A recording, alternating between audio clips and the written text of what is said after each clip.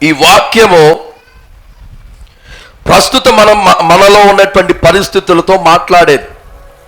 కొంతమందిలో కొన్ని అనుమానాలు ఉంటాయి, కొంతమంది పరిస్థితి కొంతమందిని నిట్టూర్పులోనికి నెట్టేస్తూ ఉండదు. అటు అనుమానాలైనా ఇటు పరిస్థితుల ద్వారా ఇబ్బంది పడేవారైనా ఈ ఇరువురికి సమాధానమే ఈ యొక్క నేను ఎంచుకున్నటువంటి ఈ వాక్య భాగాలు. చెరసాల అనుభవం అని గతించినటువంటి 5-6 వారాల నుంచి మనం ధ్యానించుకుంటూ వస్తూ ఉన్నాం.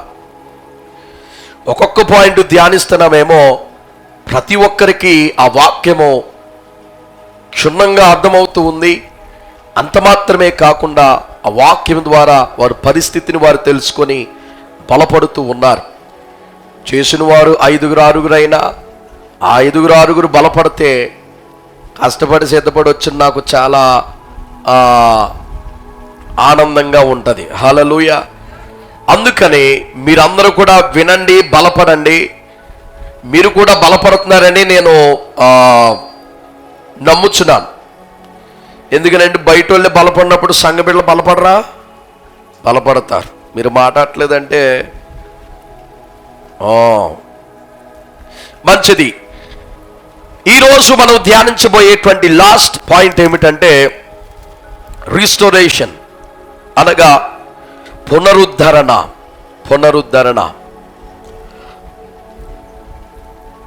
ఈ చెరసాలలో పునరుద్ధరణ, దీని కొరకు మనం ధ్యానించబోతున్నాం. ఈ చెరసాలలో పునరుద్ధరణ అంటే ఏమిటి? నాట్ పునరుత్థానం, పునరుద్ధరణ, రీస్టోరేషన్. పునరుద్ధరణ అంటే ఉద్ధరణ. తెలుగు క్లాసులు తీసుకున్నట్టు ఉందండి మీకు. పునరుద్ధరణ అంటే ఆల్రెడీ ఒక స్థితిలో ఉండేది ఇప్పుడు పడిపోయింది, మరలా దాన్ని యథాస్థితిలో నిలబెట్టడాన్నే పునరుద్ధరణ అంటారు. అంటే కోల్పోయినటువంటి వైభవాన్ని మరలా తిరిగి తీసుకురావడం. హల్లెలూయా. ఈరోజు మనం ధ్యానించబోయేటువంటి ఈ వాక్యంలో సంసోను జీవితాన్ని దేవుడు పునరుద్ధరించబోతున్నాడు. హల్లెలూయా. అంటే సంసోను ఇప్పుడు ఏ స్థితిలో ఉన్నాడంటే, గతించిన వారు మనం చూసాం, కళ్ళు లేవు, బలం లేదు, జుట్టు లేదు, చేతులేమో కట్టేసి ఉన్నాయి. అంటే ఫ్రీడమ్ లేదు, స్వతంత్రత లేదు, ఎవరిని ఏం చేయలేకపోతున్నాడు. ప్రతి ఒక్కరికి హేళనకరమైనటువంటి ఒక పప్పెట్ లాగా ఉన్నాడు సంసోన్. కనుక ఈ సంసోను ఇప్పుడు దేవుడు ఆయన్ని ఏ విధంగా పునరుద్ధరించాడో ఈరోజు వాక్యములో మనము చూడబోతున్నాం. ఈరోజు అలాంటి పరిస్థితిలో ఇక్కడ కూర్చున్న వారిలో ఎవరు ఉన్నా సరే, ఇక్కడ సంసోను చేసినటువంటి పనులు గనక మీరు చేయగలిగితే మీ జీవితంలో కూడా పునరుద్ధరణ అనుభవంలోను మీరు చూస్తారు. హల్లెలూయా. మీరు కోల్పోయినటువంటి మీ జీవితంలో, మీ కుటుంబంలో ఆశీర్వాదకరమైనటువంటి ఆ అనుభవాన్ని మరలా మీ జీవితంలో మీరు చూసేటువంటి అవకాశాన్ని దేవుడిస్తాడు. హల్లెలూయా. హల్లెలూయా. ఇక్కడ ఏం చేశాడో మనం చూద్దాం. ఈ యొక్క చెరసాలలో పునరుద్ధరణ, దీంట్లో కూడా 3 విషయాలు మనం జాగ్రత్తగా ధ్యానించవలసినవి ఉన్నాయి. ఆ 3 మొదటిది ఏమిటంటే, ఈ పునరుద్ధరణ మార్గము కొరకు మనము ధ్యానించాలి. ఈ పునరుద్ధరణ మార్గమును మనము సరిగ్గా తెలుసుకోగలిగితే, ఇది అర్థమవుతే మిగతా 2 విషయాలు కూడా మీకు అర్థమవుతాయి. లేకపోతే ఇది అర్థం కాకపోతే మిగతా 2 విషయాలు మీకు అర్థం కాదు. కనుక మనము ఈ పునరుద్ధరణ మార్గము, ఈ మార్గము కొరకు మనం తెలుసుకోవాలి. ఇప్పుడు సంసోను అన్నీ కోల్పోయి, కట్టబడి, కళ్ళు పీకబడి, అంటే గుడ్డివాడై, బలహీనుడై, గుండోడై, కట్టబడిన వాడై, అవమానకరమైనటువంటి ఒక వ్యక్తి వలె, అందరి ముందు పనికిరాని వాడు వలె, అక్కడ తిరగల విసిరేటువంటి వాడు వలె, ఇంత చేతకాని వాడు వలె అయిపోయిన తరువాత ఇప్పుడు ఆయన పునరుద్ధరణ మార్గానికి మొదటి అడుగు వేశాడు. ఆ మొదటి అడుగు ఏమిటో తెలుసా? దేవుణ్ణి పిలవడం ప్రారంభించాడంట. హల్లెలూయా, హల్లెలూయా. రెండు చేతులు పైకి దేవుని బిగ్గరగా స్తోత్రం చెల్లిద్దాం. హల్లెలూయా. అన్నీ అయిపోయిన తర్వాత ఏం చేశాడో తెలుసా? దేవుణ్ణి పిలవడం ప్రారంభించాడు. ది లార్డ్ గాడ్, ప్రభువా, నా దేవా అని పిలుస్తూ ఉన్నాడు. సంసోను జీవితంలో అప్పుడు వరకు దేవుణ్ణి పిలిచాడు లేక పిలవడం అనేటువంటి సన్నివేశాలు మనం ఎక్కడా కూడా చూడం. సంసోను తనకి ఇష్టం వచ్చినటువంటి, తనకి ఏదనిపిస్తే అది చేసుకుంటూ వెళ్ళిపోతుంటే దేవుడే వెనకాల సంసోను కొరకు పరుగులెత్తుకుంటూ వెళ్ళడం మనం చూసాం. ఇప్పటి వరకు వేషగృహాల్లో దూరినప్పుడు కూడా దేవుడే కాపాడాడు. వేషగృహంలో దూరాడు ఒక రోజు, చుట్టూరు శత్రువులు అందరూ కూడా సైనికులు వచ్చేసి చంపాలని చూసినప్పుడు కూడా దేవుడు సంసోన్ని విడిచిపెట్టి వెళ్ళకుండా, ఆ బలమును తీయకుండా, ఆ బలము ద్వారానే ఆయన జయించుకుంటూ పారిపోయాడు. డెలీలా దగ్గర ఉండిపోయినటువంటి వాడు ఆ సమయంలో కూడా దేవుడే బ్రతిమాలుకున్నాడు. శ్రమంలో ఉన్నప్పుడు దేవుడే బ్రతిమాలుకున్నాడు. అర్ధాంతరంగా 30 మందిని ఏ కారణం లేకుండా చంపేసినప్పుడు కూడా దేవుడే బ్రతిమాలుకున్నాడు. బెట్టింగ్ వేశాడు, ఓడిపోయాడు. ఇప్పుడు వాళ్ళకి డబ్బులు చెల్లించాలి, అన్నంత వెల చెల్లించాలి. మనోడి దగ్గర పైసా లేదు. ఆ రాత్రికి రాత్రి అక్కడి నుంచి వెళ్ళిపోయాడు.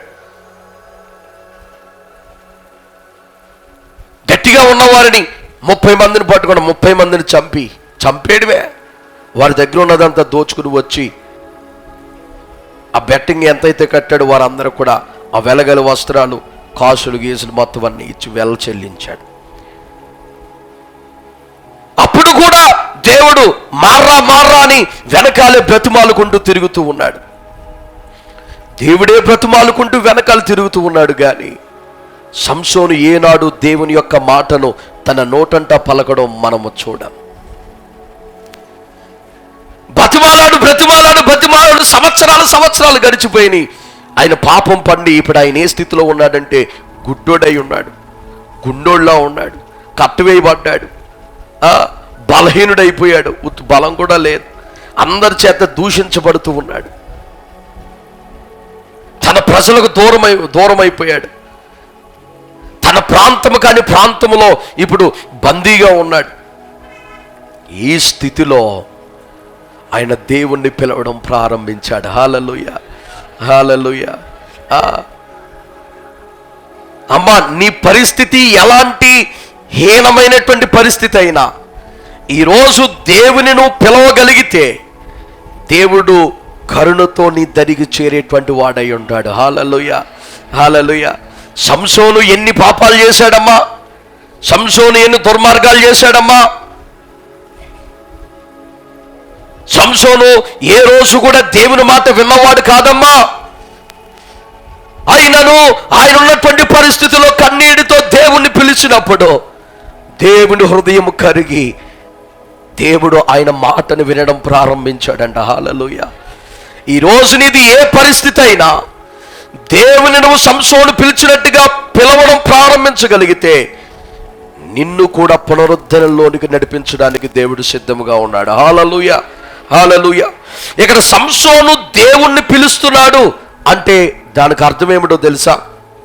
ఇన్ని సంవత్సరాల తర్వాత సంసోను హృదయము మరలా దేవుని వైపు మరల్చబడింది. హల్లెలూయా, హల్లెలూయా. మరలా దేవుని వైపు తిరిగాడు, మరలా దేవుని వైపు తిరగడం అంటే ఇక్కడ ప్రభువుని పిలిచి ఇక్కడ ఈ యొక్క సంసోను చేస్తున్నటువంటి పని ఏమిటంటే పశ్చాత్తాపముతో దేవుణ్ణి వేడుకోవడం ప్రారంభించాడు. హల్లెలూయా. నీ జీవితంలో అదే కావాలి. ఇప్పటి వరకు నువ్వు ఎన్ని పాపాల్లో ఉన్నావో విడిచిపెట్టు. ఇప్పటి వరకు ఎంత మోసకరమైనటువంటి జీవితాన్ని జీవిస్తున్నావో విడిచిపెట్టు. ఈరోజు దేవుని యొక్క సన్నిధానములో సంసోను వలె, ప్రభువా నేను ఫలానా పరిస్థితిలో ఉన్నాను అని నీవు ఒక్కసారి దేవుని యొక్క సన్నిధానములో పశ్చాత్తాపముతో ఆయన పాదాలను తడపగలిగితే, సంసోన్ని కనికరించిన దేవుడు నిన్ను కూడా కనికరించడానికి సిద్ధముగా ఉన్నాడు. హల్లెలూయా. పశ్చాత్తాపపడాలి. నీ కుటుంబ పరిస్థితి మారాలి అంటే, నీ జీవిత పరిస్థితి మారాలి అంటే, నీ ఆరోగ్య పరిస్థితి మారాలి అంటే, ఆత్మీయ జీవితంలో ఎదుగు బదుగు లేకుండా పడిపోయినటువంటి నీవు ఒక ఉద్యమంలోనికి నడిపించబడాలి అంటే నువ్వు ఏం చేయాలో తెలుసా? ఈ మనల్ని పరిశుద్ధపరచడానికి దేవుడి చెరసాల అనుభవం గుండా నడిపిస్తున్నటువంటి సమయంలో మనము పశ్చాత్తాపముతో సంసోను వలె దేవుణ్ణి పిలిచేవారుగా మనం ఉండాలి. హల్లెలూయా, హల్లెలూయా. అక్కడ ఫిలిస్తీయులు అనేక మంది ఉన్నారు. ఫిలిస్తీయులు ఎంతమంది ఉన్నారు? అనేక మంది ఉన్నారు. కానీ సంసోను ఎవరిని పిలవలా. మేబీ ఆయన బలవంతుడు కాబట్టి వాళ్ళు అడుక్కోవచ్చు, అయ్యా ఇక నుండి నేను ఇశ్రాయేలు కాదు, నేను మీతోనే ఉంటాను, నన్ను కాపాడి నన్ను విడిపించండి, మీ తరపునే ఉంటాను, మీతోనే ఉంటాను, మీరేం చేయమంటారు చేస్తాను, నన్ను వదిలేసి మీ దగ్గర పెట్టుకోండి అని కూడా వాడిని బ్రతిమాలుకోవచ్చు. కానీ సంసోను తన జీవితంలో లేకపోతే తన హృదయంలో పశ్చాత్తాపముతో గుర్తించింది ఏమిటో తెలుసా?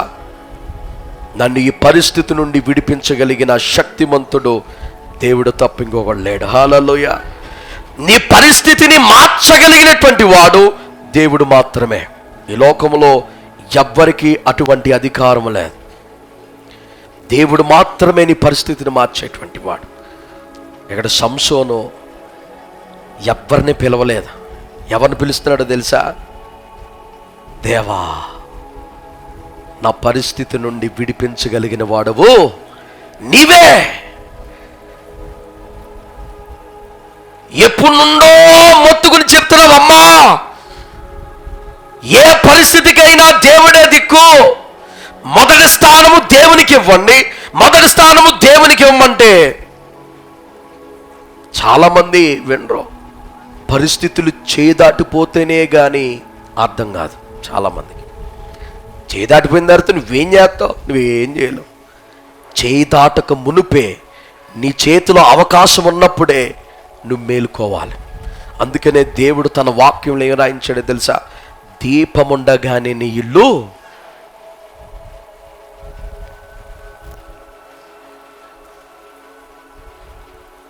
సంసోను అప్పుడు వరకు తన అవకాశాలన్నీ కూడా వదిలేసుకున్నాడు. గత వారం చూసాం కదా, స్త్రీ కొరకు తన సొంత స్వలాభము, సంతోషాలు, విలాసాల కొరకు సెల్ఫిష్, దురాశపరుడు. అన్ని తన కోరికలే నెరవేర్చబడాలి, తన ఆనందంగా ఉండాలి, తన సంతోషంగా ఉండాలి, తన ఈ లోకంలో అన్నీ కూడా అనుభవించేయాలి. తన స్వార్థం, హెచ్చింపు స్వార్థం కలిగిన వాడుగా ఏదో ఒక స్త్రీ కొరకు, తామను సంతోషపెట్టడం కొరకు, ఈయన సంతోషముగా విలాసవంతముగా ఉండుట కొరకు అన్నిటినీ కూడా త్రోసివేసి ఎవరినో సంతోషపెట్టడానికి చూశాడు అని గతించినటువంటి వారం మనం చూసాం. అవకాశాలన్నీ కూడా వదిలేసుకుని దూరం చేశాడు సంసోను. ఇప్పుడు తనకి ఒకే ఒక్క అవకాశం ఉందని గుర్తించి సరైన దాన్ని పట్టుకున్నాడు. హల్లెలూయా, హల్లెలూయా. అవకాశం ఏంటో తెలుసా? నేను ఇప్పటికీ దేవుణ్ణి గుర్తించకపోతే నా బతుకుని ఎవడ కూడా బాగు చేయలేడు. ఇప్పటికీ నేను దేవునికి సిగ్గు లేకుండా నేను దేవుని యొక్క పాదాల దగ్గర చేరాలి. ఇప్పటి వరకు ఆయన నా వెనకాల తిరిగిన బలం ఉంది, కళ్ళున్నాయి, అవకాశం ఉంది, ఫ్రీడమ్ ఉంది అని చెప్పి నేను దేవుణ్ణి కూడా దూరం చేసుకున్నాను. మొహవాటం ఉన్న సిగ్గైనా ఇంకా తప్పదు, నేను దేవుడే నాకు దిక్కని దేవునికి ప్రార్థించడం ప్రారంభించాడు. దాన్నే పశ్చాత్తాపం అంటారు. హల్లెలూయా. నీ జీవితం మారాలి అంటే, నీ పరిస్థితి మారాలి అంటే దేవుని యొక్క సన్నిధానములో పశ్చాత్తాపముతో నీ పాపములను ఒప్పుకోవాలి. ప్రియమైన దేవుని బిడ్డ, నువ్వెప్పుడైతే దేవుని ముందు పశ్చాత్తాపడతావో, ఎప్పుడైతే ప్రభు పాదాల దగ్గరికి నువ్వు చేరతావో, ఆ రోజే నీ పునరుద్ధరణకు తొలిమెట్టు పడుద్ది. హల్లెలూయా, హల్లెలూయా. నీ పరిస్థితులు మార్చబడడం చూస్తా, నీ పరిస్థితులను మార్చబడడం చూస్తావు. ఎందుకనంటే నీ దేవుడు ఎలాంటి వాడో తెలుసా? నీ దేవుడు ఎలాంటి వాడో తెలుసా? ఒకసారి చూద్దాం. 1 యోహాను 1వ అధ్యాయం 9వ వచనం. 1 యోహాను 1:9. మన పాపములను మనము ఒప్పుకొనిన ఎడల ఆయన నమ్మదగిన వాడును నీతిమంతుడను గనుక ఆయన మన పాపములను క్షమించి సమస్త దుర్నీతి నుండి మనలను పవిత్రులుగా చేయును. హల్లెలూయా. అమ్మా, మన దేవుడు ఎలాంటి వాడంటే నమ్మదగిన వాడు, నమ్మకమైన వాడు. అవకాశాలు బట్టి నీ దగ్గరికి చేరి నువ్వు కష్టకాలంలో హ్యాండ్ ఇచ్చి పక్కకు పారిపోయేటువంటి వాడు కాదు. నీ దేవుడు నమ్మదగిన వాడును నీతిమంతుడు గనుక నీ ప్రతి దుర్నీతి నుండి, పాపముల నుండి, నీ ప్రతి శాపముల నుండి నిన్ను విడిపించి నిన్ను నీతిమంతుడిగా పవిత్రుడిగా చేస్తాడంట. హల్లెలూయా, హల్లెలూయా. అందుకని పశ్చాత్తాపముతో దేవుని పాదాల చెంతకు చేరు. సంసోను వలె ఈ ఆఖరి అవకాశములో రేపేమి జరగబోతుందో మనకు తెలియదు ప్రియమైన దేవుని బిడ్డ. ఏ రోజుకు ఆ రోజు పశ్చాత్తాపముతో దేవుని పాదాలపై మనం పడాలి. హల్లెలూయా. ఏ రోజుకు ఆ రోజు నీ జీవితంలో ఉన్నటువంటి ప్రతి కల్మషాన్ని తుడిచివేసుకో. ప్రతి కక్షలు, గొడవలు అన్నీ కూడా విడిచిపెట్టాయి. ప్రతి హెచ్చు తగ్గులు అన్నీ కూడా విడిచిపెట్టాయి. ప్రతి లోపములను కూడా విడిచిపెట్టు.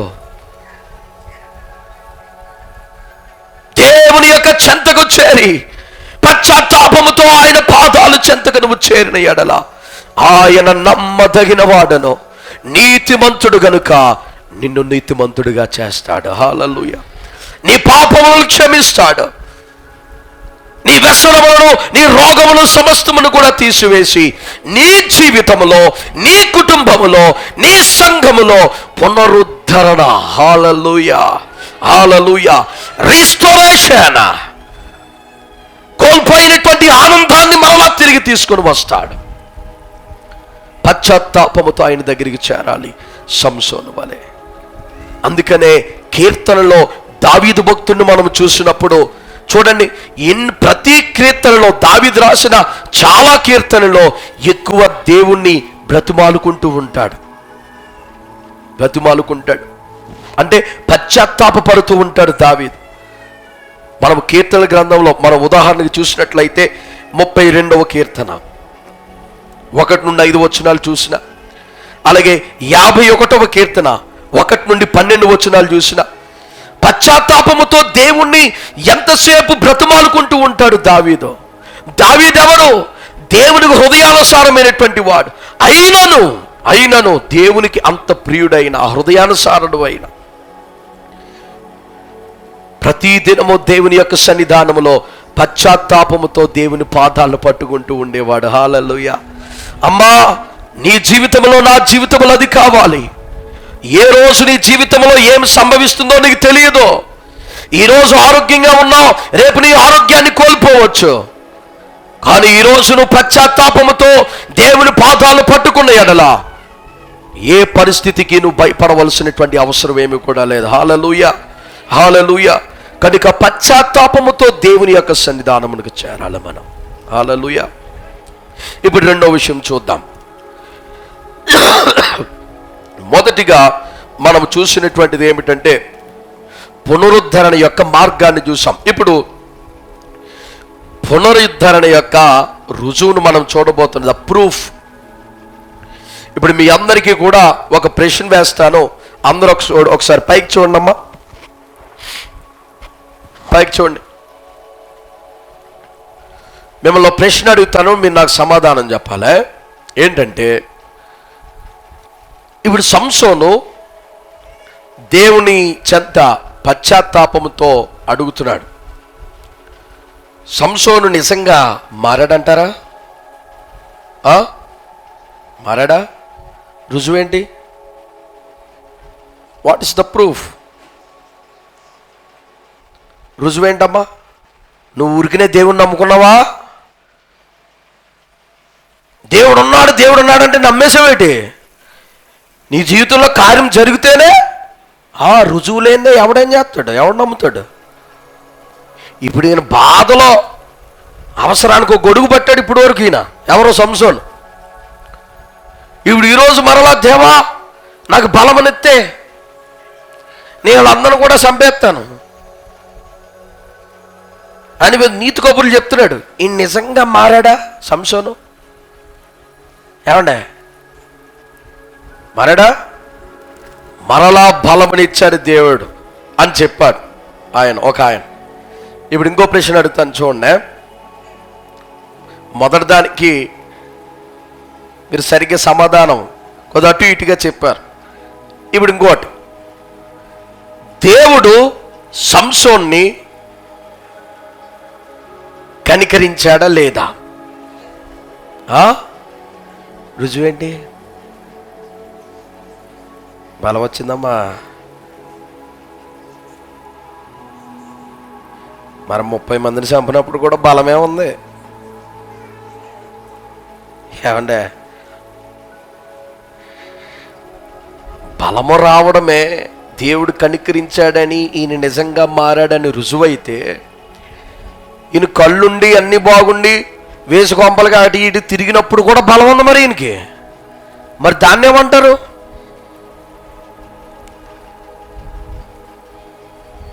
నేను చెప్తున్నాను చూడండి. దానికి రుజువు ఏమిటంటే, ఇప్పటి వరకు సంసోను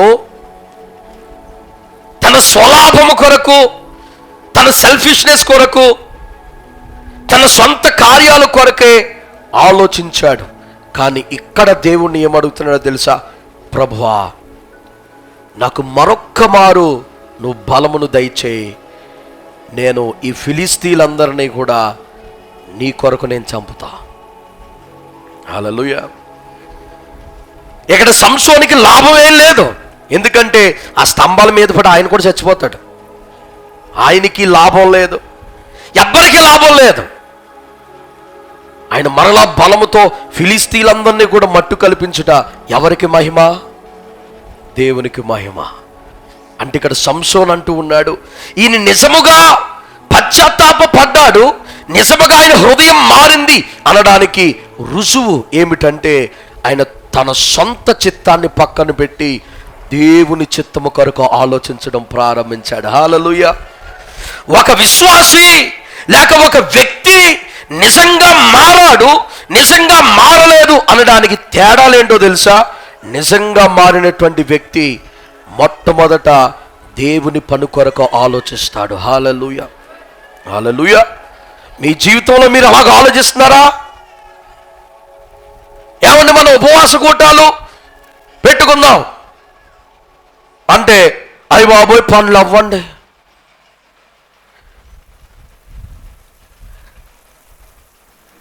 ఏమన్నా ఉపవాస కూటాలకి మీరు ఎందుకు రాలేదంటే అయ్య బాబోయ్ మంచి పనులండి. మన సంఘ బిడ్డలు అయితే చాలామంది మంచి తెలివైన వారు. ఎందుకంటే పనులు ఎప్పుడు లేవో అప్పుడు కరెక్ట్గా షెడ్యూల్ ఫిక్స్ చేసి అందరూ వచ్చేటట్టు చూస్తారు. కొన్నిసార్లు మిమ్మల్ని మెచ్చుకోవాలి.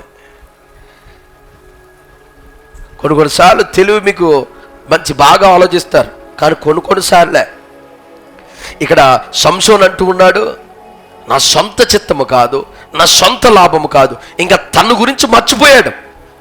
తను చచ్చిపోతాడు. ఇప్పుడు స్తంభాలన్నీ మీద పడితే ఎవడన్నా బతుకుతాడండి? అంత బలవంతుడైనాను చచ్చిపోతాడు ఎవడైనా. ఇక్కడ సంసోన్ అంటున్నాడు, నాకు ఒక్కసారి బలమి ఈ స్తంభాలను లాగడానికి పడేయడానికి నాకు బలము దయచే ప్రభువా, వీటిని పడేసి వీళ్ళందరినీ కూడా నేను మట్టి కల్పిస్తాను, తద్వారా నీకే మహిమ కలుగుద్ది. హల్లెలూయా.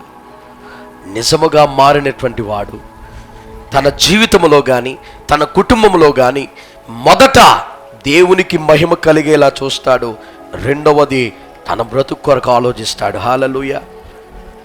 నీవు చాలా మంది దేవుని మందిరానికి వచ్చేది దేని కొరకరా అంటే, మా కుటుంబం బాగుపడాలండి, మా అప్పుల బాధలు తీరాలండి, మాకు స్వస్థతలు కావాలి, స్వస్థతలు, మ్యాజిక్లు జిమిక్కులు కావాలి, మామూలు పేరు పెట్టి పిలిచి ఇదిగో తిరుగుతుంది, అదిగో తిరుగుతుంది, నువ్వు వెళ్ళవా? నేను వెళ్ళను. ఈ మధ్యన మొన్న ఒకటి చూశాను. ఒక ఆయన పేరు చెప్పనులే, ఒక ఆయన ఉన్నాడు. ఆయన ఒక ఆవిడ్ని పట్టుకుని వచ్చారు. అటు ఇద్దరు ఉన్నారు. అడుగుతున్నాడు, నువ్వు వెళ్ళవా? నేను వెళ్ళను. అదంటుంది, నువ్వు ఇక్కడ ఏం చేస్తున్నావో నాకు తెలుసు. నీకు తెలుసా? నీకు తెలుసా? నాకు తెలుసు, ఇక్కడ ఏం లేదు అంది. ఈయనకి ఏం చెప్పాలో తెలియక వెనక్కి తిరిగేసి శిఖరబా రందరబా అన్నాడు. అయ్యో బాబోయ్, దానికి సమాధానం చెప్పాలి కదా. వెనక్కి తిరిగి ఆయన మరి నిజంగా భాషలు మాట్లాడుతున్నాడు, ఏం చేస్తున్నాడు తెలియట్లేదు. యేసురాలో పో అన్నాడు. అది ఎదరికొచ్చి అలా కళ్ళలో కళ్ళెట్టి చూస్తుంది. యేసురాలో పో అన్నాడు. కళ్ళలో కళ్ళు పెట్టి చూస్తుంది. నువ్వు పోవా అంటే నేను పోనాను. ఆ తంతు చూడడానికి మొత్తం నిండిపోతారు జనం. అలాగా జనాలకి ఇదిగో ఇయే కావాలి. నిజంగా మారినోడికి అవి అవసరం లేదు అమ్మా. నిజంగా మారినోడికి అవి అవసరం లేదు. నిజంగా మారినోడికి ఏంటో తెలుసా? దేవుని నామము మహిమపరచబడాలి. ఎవరి ద్వారా? మన జీవితం ద్వారా. సంసోను అనుకున్నాడు, నేను చచ్చినా పర్లేదు, నాకు మాత్రం బలమి నీ నామం మహిమ చెందులాగునా. హల్లెలూయా. ఇక్కడ మనము చూడొచ్చు, సంసోను నిజంగా దేవుని ముందు పశ్చాత్తాపపడ్డాడని. హల్లెలూయా. అమ్మా, నువ్వు నిజంగా పశ్చాత్తాపపడి మారితే నువ్వెప్పుడు కూడా నీ దేవుని మహిమ కొరకు, నీ దేవునికి చెడ్డ పేరు రాకుండా ఉండడం కొరకు, నీ దేవుని యొక్క ఘనత కొరకే నువ్వు మొట్టమొదట ఆలోచిస్తావు. అయ్య బాబోయ్, మా కొడుకు పెళ్లి జరుగుతుంది, ఇప్పుడు మా కొడుకు పెళ్ళిలో కర్రలకి మళ్ళీ గోడ బంధకాలకి నేను పసుపు రాసి మామిడాకులు కడితే నా దేవునికి అవమానం కలుగుద్దేమో, దేవుణ్ణి నమ్ముకుంది కానీ అన్ని మన ప్రకారంగా చేస్తుందిరా అని అందరూ వచ్చి దేవుని నామానికి అవమానం కలుగుద్దేమో అని నువ్వు చేసేటువంటి ప్రతి విషయంలో దేవునికి మహిమ వస్తుందా లేదా అని చూసుకోవాలి. కానీ చాలామంది విశ్వాసులు ఏం చేస్తారో తెలుసా? అయ్య బాబోయ్, మా బావగారు ఉన్నాడు, ఆయన చాలా గొప్పోడు, పెద్ద ఉద్యోగం నీకు పెడుతున్నాడు, మరి పెద్ద ఉద్యోగం చేసి వాళ్ళు వస్తారు, వాళ్ళు కూడా పెళ్ళికి వాళ్ళు వస్తాయి ఏమన్నా అనుకుంటారు. అందుకనే అక్కడో కొమ్మును ఇక్కడో కొమ్ము కట్టి ఇక్కడో ఆకును అక్కడో ఆకు కడదామా మళ్ళీ పందిరేసినప్పుడు మళ్ళీ వాళ్ళు చూస్తారు కదా, పసుపు రాద్దాం, కుంకుమ పెట్టొద్దులే కానీ పసుపు రాసి మామిడకు కడదాం, వాళ్ళు ఏమన్నా అనుకుంటారేమో, మళ్ళీ వెళ్ళిపోతారు కదమ్మా. అంటే ఇటు సరిగ్గా మారినోడా లేకపోతే ఇటు పరుగుమాలినోడా? చెప్పండి అమ్మా. మీలో చాలా మందికి నోరు పడిపోతుందండి. మీరు ఇలాంటి పెంటేసలన్నీ వేసే వాళ్ళు కొంతమంది ఉన్నారు. ఇలాంటి వాళ్ళు ఎవడో వచ్చి బాధపడతాడంట, ఈడంట అక్కడో పసుపు రాసి ఎక్కడో పసుపు రాసి మామిడాకులు కట్టి చేస్తారండి. దాన్ని బట్టి నువ్వు చూసుకోవచ్చు.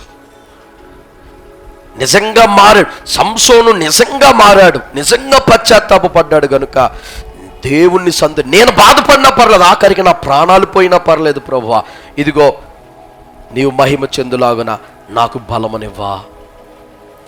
ఆ మాటతో దేవుని హృదయం కదిలిపోయింది. హల్లెలూయా. వెంటనే దేవుడు ఏం చేశాడో తెలుసా? సంసోనికి బలమునివ్వగా సంసోను ఆ స్తంభములన్నిటినీ కూడా పడగొట్టి ఆ 2 స్తంభాలను పడగొట్టాడు. అవే ఆ గుడికి మెయిన్ పిల్లర్స్ అన్నమాట. వాటిని పడగొట్టగా కొన్ని వేల మంది అక్కడ చనిపోయారు. హల్లెలూయా, హల్లెలూయా. చూసారా, దేవుడు ఏదొక కార్యము చేసి నిన్ను బలపరుస్తాడు. దేవుడు నీ పట్ల కనికరమును చూపించి ఏదొక కార్యము ఎవరో ఏ విధముగా గొనుక్కున్న నీ పట్ల కార్యం జరిగిస్తాడు. గనుక నువ్వు దేవుణ్ణి సంతోషపెట్టడానికి చూడాలి. హల్లెలూయా. సంసోను నిజముగా మారాడు గనుక దేవుని సంతోషాన్ని చూశాడు. నీవు నిజముగా మారినట్లయితే, నిజముగా పశ్చాత్తాపడినటువంటి వాడవు, పశ్చాత్తాపడినటువంటి దానివైతే దేవుని యొక్క సంతోషాన్ని మొదట చూసేటువంటి దానిగానే ఉంటావు. హల్లెలూయా. ఇదే రుజువు దాన్నే ప్రూఫ్ అంటారనమాట. ఒక వ్యక్తి నిజముగా మారాడు అనడానికి ప్రూఫ్ ఏమిటంటే మొదటగా దేవుని సంతోషపెడతాడు. సంసోను వలె తనకి ఏమన్నా ఏదైనా పట్టించుకోడు. వాళ్ళు వచ్చి నన్ను తిడతారు, బూతులు తిడతారు, లేకపోతే వెళ్ళిపోతానంటారు. కొంతమంది అయితే ఏకంగా విడిచిపెట్టి వెళ్ళిపోతారు. ఎవరు ఉన్నా వెళ్ళిపోయినా, ఎవరు ఎన్ని మాటలన్నా నా దేవుని నేను సంతోష పెట్టాలి, మీరు ఉంటే ఉండండి, అంతా కూడా దైవ ప్రకారంగా జరుగుతుంది అని అనాలి.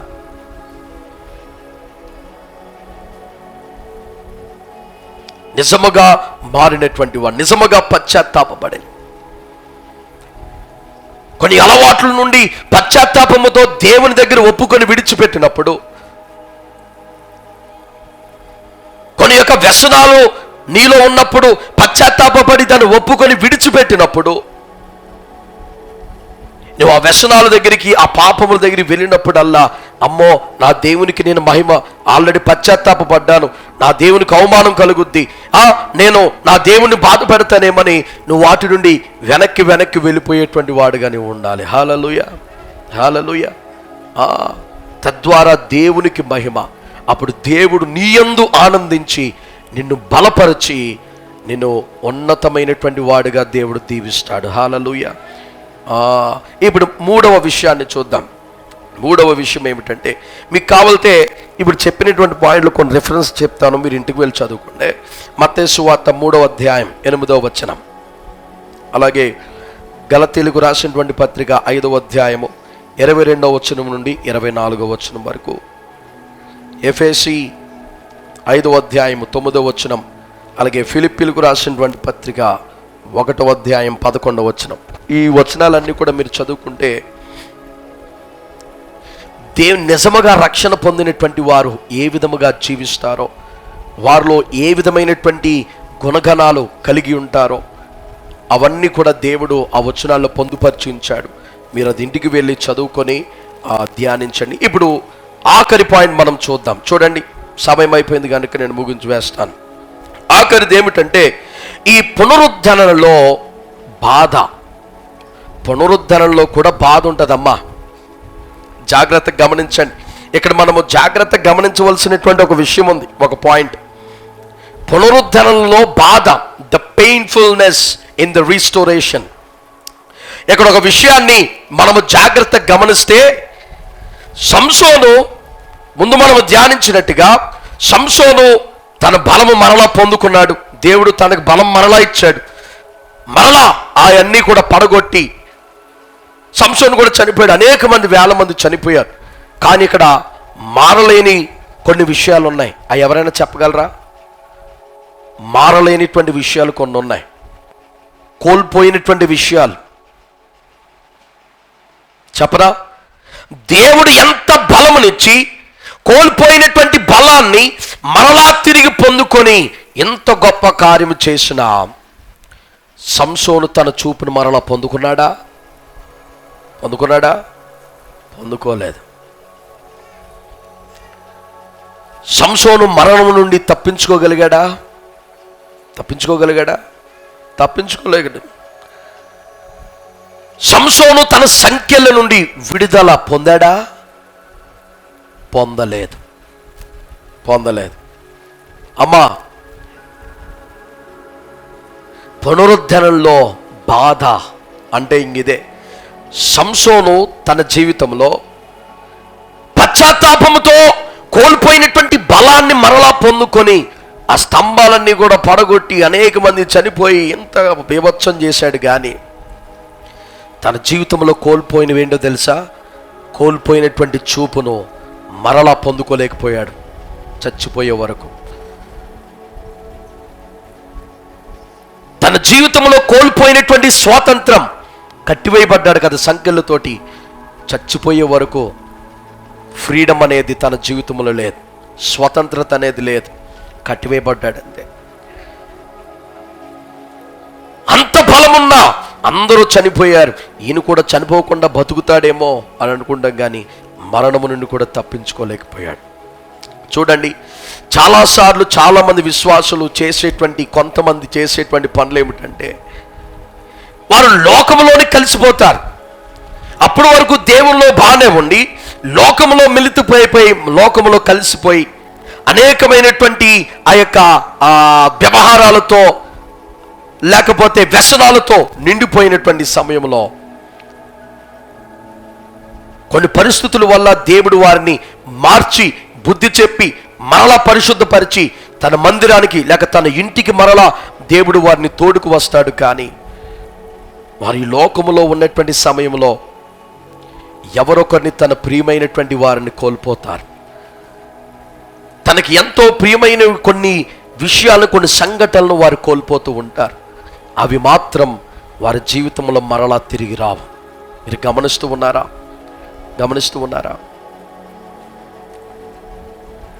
అమ్మా, నీ జీవితంలో ఈ లోకములో బడి దేవుని విడిచిపెట్టి లోకంలోకి నువ్వు వెళ్ళిపోయి లోకంలో ఇష్టానుసారంగా తిరిగి నువ్వు సాధించేది ఏముండదు. ఏదొక రోజు నీ యొద్దనున్నది లేకపోతే నీ యొక్క ఏదొకటి నువ్వు కోల్పోతావు. ఆ కోల్పోయిన దాన్ని మరలా నువ్వు తిరిగి తీసుకురావాలంటే తీసుకురాలేవు. పశ్చాత్తాపాన్ని అయితే నువ్వు పశ్చాత్తాపడినప్పుడు క్షమాపణ అయితే పొందుకుంటావేమో, కానీ నువ్వు కోల్పోయిన దాన్ని మాత్రం మరలా తిరిగి తీసుకురాలేవు. సంసోను తన జీవితంలో అవకాశాలన్నీ కూడా ఒక అమ్మాయి కోసం పోగొట్టుకున్నాడు. ఎవరినో సంతోషపెట్టడం కొరకు దేవుణ్ణి కూడా విడిచిపెట్టి తిరిగాడు. ఆఖరికి తన జీవితంలో సాధించింది ఏమైనా ఉందా అంటే తను కోల్పోని మరలా తిరిగి తెచ్చుకోలేదమ్మా. క్షమాపణ అయితే పొందుకున్నాడు, పశ్చాత్తాపం అయితే పొందుకున్నాడు. కోల్పోయినటువంటి బలమును పునరుద్ధరణగా మరలా తిరిగి పొందుకొని ఆ యొక్క వాటన్నిటిని కూడా పడగొట్టి దేవుని కొరకు కార్యం చేశాడేమో, కానీ కోల్పోయినటువంటి తన చూపును జీవితంలో తెచ్చుకోలేకపోయాడు. బంధించబడినటువంటి వాడు తన జీవితంలో ఆ యొక్క ఫ్రీడమ్ని మరలా తెచ్చుకోలేకపోయాడు, స్వతంత్రాన్ని మరలా తెచ్చుకోలేకపోయాడు, తన మరణము నుండి తప్పించుకోలేకపోయాడు. అందుకనే ప్రియమైన దేవుని బిడ్డ, నీ యొద్దనున్నది ఏదొకటి కోల్పోయేంత వరకు మేలుకోకుండా ఉన్నావా? ఈరోజు వరకు ఇంకా నువ్వు కోల్పోక మునిపే నువ్వు సరిచేయపడి ఏం చేయాలో తెలుసా?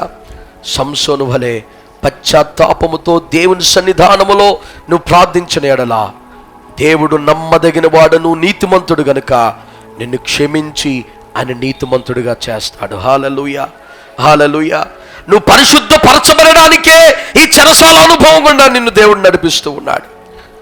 నిన్ను ఆత్మీయంగా ఇంకా పరిశుద్ధపరిచి బలపరచుట కొరకే దేవుడి చెరసాల అనుభవం గుండా నిన్ను నడిపిస్తూ ఉన్నాడు. కనుక పశ్చాత్తాపముతో దేవుని పాదాల చెంత చేరుదాం. దేవుడు తన వాక్య భాగమును మన వినికిడిలో దీవించి ఆశీర్వదించునుగాక.